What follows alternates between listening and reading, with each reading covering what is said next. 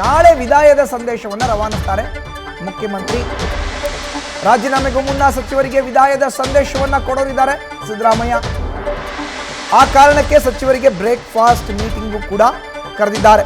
3 ವರ್ಷಗಳ ಕಾಲ ಸಹಕಾರ ನೀಡಿದ್ದಕ್ಕೆ ಧನ್ಯವಾದ ತಿಳಿಸಲಿರುವಂತ ಸಿಎಂ ನಂತರ ರಾಜ್ಯಪಾಲರ ಭೇಟಿ ಮಾಡಿ ರಾಜೀನಾಮೆ ಸಲ್ಲಿಸುವಂತ ಸಾಧ್ಯತೆ ಇದೆ. ಇದು ನಾಳೆ ಆಗೋ ಅಂತ ಪ್ರಕ್ರಿಯೆ. ನಾಳೆ ಬೆಳಗ್ಗೆ ಕಾವೇರಿ ನಿವಾಸದಲ್ಲಿ ಎಲ್ಲ ಮಿನಿಸ್ಟರ್ಸ್ಗಳನ್ನ ಕರೆದು, ಎಲ್ಲ ಸಚಿವರನ್ನ ಕರೆದು ಮಾತುಕತೆಯನ್ನು ಆಡಿ, ನೀವು ನನಗೆ ಇಷ್ಟು ದಿನ ಸಹಕಾರ ಕೊಟ್ಟಿದ್ದೀರಾ, ನಿಮ್ಮೆಲ್ಲರಿಗೂ ಕೂಡ ಧನ್ಯವಾದ ಅಂತ ಹೇಳ್ತಾರೆ. 33 ಸಚಿವರನ್ನ ಅವರು ತಮ್ಮ ಕ್ಯಾಬಿನೆಟ್ನಲ್ಲಿ ಉಳಿಸ್ಕೊಂಡಿದ್ರು. ಅದರಲ್ಲಿ 3 ಜನ ಸಚಿವರು ಇಲ್ಲ, ಈಗ 3 ಸ್ಥಾನ ಖಾಲಿ ಇದೆ.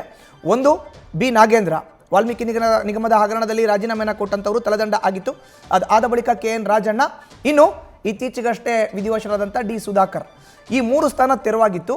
ಈಗ ಬಾಕಿ ಇರೋ ಅಂಥ ಸಚಿವರು ಇದ್ದಾರೆ. ಮೊನ್ನೆ ಅಷ್ಟೇ ಕೆ ವೆಂಕಟೇಶ್ ಅವ್ರಿಗೆ ಡಿ ಸುಧಾಕರ್ ಬಳಿ ಇದ್ದಂಥ ಯೋಜನಾ ಮತ್ತು ಸಾಂಖ್ಯಿಕ ಇಲಾಖೆಯನ್ನು ಹಸ್ತಾಂತರ ಮಾಡಿದ್ರು ಸಿಎಂ. ರಾಜ್ಯಪಾಲರು ಕೂಡ ಅದಕ್ಕೆ ಅಂಕಿತ ಹಾಕಿದ್ರು. ಈಗ ಇರುವಂಥ ಎಲ್ಲ ಸಚಿವರನ್ನ ನಾಳೆ ಬೆಳಗ್ಗೆ ಉಪಹಾರ ಕೂಟಕ್ಕೆ ಆಹ್ವಾನವನ್ನು ಕೊಟ್ಟಿದ್ದಾರೆ.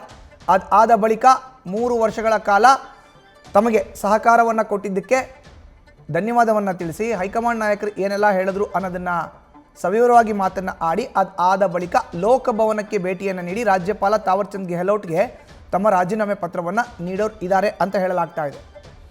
ಇನ್ನು ರಾಜ್ಯಪಾಲರನ್ನ ಭೇಟಿ ಮಾಡಿ ರಾಜೀನಾಮೆನ ಸಲ್ಲಿಕೆ ಮಾಡ್ತಾರೆ ಮುಖ್ಯಮಂತ್ರಿಗಳು ಅಂತ ಹೇಳಲಾಗ್ತಾ ಇದೆ. ಈ ಎಲ್ಲ ಪ್ರಕ್ರಿಯೆಗಳು ನಾಳೆ ಆರಂಭ ಆಗುತ್ತೆ. ಇವತ್ತು 2 ಕಾರ್ಯಕ್ರಮದಲ್ಲಿ ಮುಖ್ಯಮಂತ್ರಿಗಳು ಭಾಗಿಯಾಗ್ತಾರೆ. ಅದಾದ ಬಳಿಕ ಮುಖ್ಯಮಂತ್ರಿಗಳು ಎಲ್ಲೂ ಹೋಗಲ್ಲ, ರಿಸರ್ವ್ಡ್ ತಮ್ಮ ಸರ್ಕಾರಿ ನಿವಾಸ ಕಾವೇರಿಯಲ್ಲೇ ಬಿಡಲಿದ್ದಾರೆ ರಾಜ್ಯದ ಮುಖ್ಯಮಂತ್ರಿ ಸಿದ್ದರಾಮಯ್ಯ.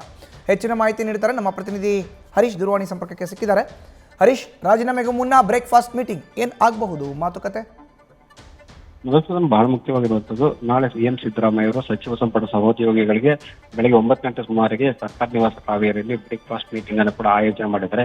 ಸೊ ಆ ಒಂದು ಬ್ರೇಕ್ಫಾಸ್ಟ್ ಮೀಟಿಂಗ್ ಅಲ್ಲಿ ವಿದಾಯದ ಸಂದೇಶ ನೀಡುವಂತಹ ಸಾಧ್ಯತೆ ದಟ್ಟವಾಗಿದೆ. ಯಾಕಂತಂದ್ರೆ ನಿನ್ನೆ ನಡೆದಂತಹ ದೆಹಲಿಯಲ್ಲಿ ಬೆಳವಣಿಗೆ ಹಿನ್ನೆಲೆಯಲ್ಲಿ ಅವರು ನಾಳೆನೇ ಕೂಡ ರಾಜೀನಾಮೆ ಕೊಡ್ತಾರೆ ಅನ್ನುವಂತಹ ಮಾತುಗಳು ಕೂಡ ಕೇಳಿ ಬರ್ತಾ ಇವೆ. ಸೊ ನಾಳೆ ಹಾಗಾಗಿ ಸಚಿವರಿಗೆ ಒಂದು ಬ್ರೇಕ್ಫಾಸ್ಟ್ ಮೀಟಿಂಗ್ ಅನ್ನ ಈಗ ಆಯೋಜನೆ ಮಾಡಿದ್ದಾರೆ.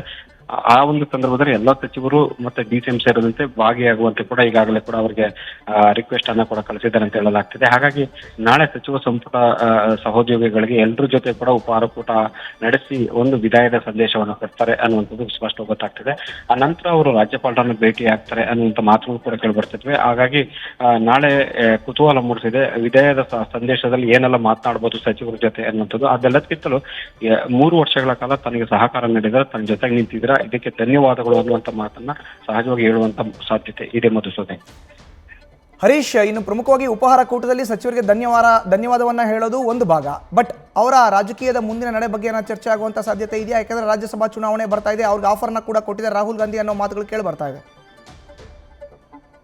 ಒಂದು, ಈಗಾಗಲೇ ಕೂಡ ಸಿಎಂ ಸಿದ್ದರಾಮಯ್ಯ ಅವರು ನಿನ್ನೆ ಮೀಟಿಂಗ್ ಅಲ್ಲೂ ಕೂಡ ರಾಜ್ಯಸಭಾಗೆ ಎಂಟ್ರಿ ಆಗುವಂತ ವಿಚಾರಕ್ಕೆ ಸಂಬಂಧಪಟ್ಟಂಗೆ ಅದನ್ನ ಬೇಡ ಅನ್ನುವಂತ ಮಾತನ್ನ ಸ್ಪಷ್ಟವಾಗಿ ಹೇಳಿದ್ದಾರೆ ಅಂತ ಗೊತ್ತಾಗ್ತಾ ಇದೆ.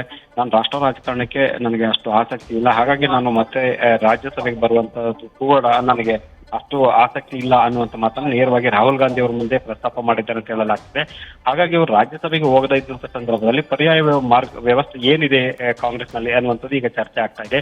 ಒಂದು, ಪಕ್ಷಕ್ಕೆ ಕೆಲಸ ಮಾಡುವಂಥದ್ದು ಮುಂದಿನ ಚುನಾವಣೆಯನ್ನು ಗಮನದಲ್ಲಿಟ್ಕೊಂಡು ಒಟ್ಟಿಗೆ ಕೆಲಸ ಮಾಡಬೇಕಾಗುತ್ತೆ ಡಿ ಕೆ ಶಿವಕುಮಾರ್ ಅವ್ರ ಜೊತೆ ಅನ್ನುವಂಥದ್ದು. ಆದ್ರೆ ಏನ್ ವ್ಯವಸ್ಥೆ ಇರುತ್ತೆ ಸಿಎಂ ಸಿದ್ದರಾಮಯ್ಯ ಅವರಿಗೆ, ಯಾವ ಸ್ಥಾನಮಾನ ಇರುತ್ತೆ ಅನ್ನುವಂಥದ್ದು ಕೂಡ ಇಲ್ಲಿ ಕುತೂಹಲಕ್ಕೆ ಎಡೆ ಮಾಡಿರ್ತದೆ. ಆದ್ರೆ ಒಂದು ಸಮನ್ವಯ ಸಮಿತಿ ರಚಿಸಬಹುದು ಅನ್ನೋದಾದ್ರೆ ಒಂದೇ ಸರ್ಕಾರ ಇರೋದ್ರಿಂದ ಅದು ಹೈಕಮಾಂಡ್ ನಾಯಕರು ಒಪ್ಪುವಂಥದ್ದು ಕಷ್ಟ ಸಾಧ್ಯ ಅಂತ ಹೇಳಲಾಗ್ತಿದೆ. ಹಾಗಾಗಿ ಮುಂದಿನ ರಾಜಕೀಯ ಭವಿಷ್ಯ ಏನು ಸಿಎಂ ಸಿದ್ದರಾಮಯ್ಯ ಅವರದ್ದು ಅನ್ನುವಂಥದ್ದು ಕುತೂಹಲ ಮೂಡಿಸಿದೆ ಮಧುಸೂದನ್.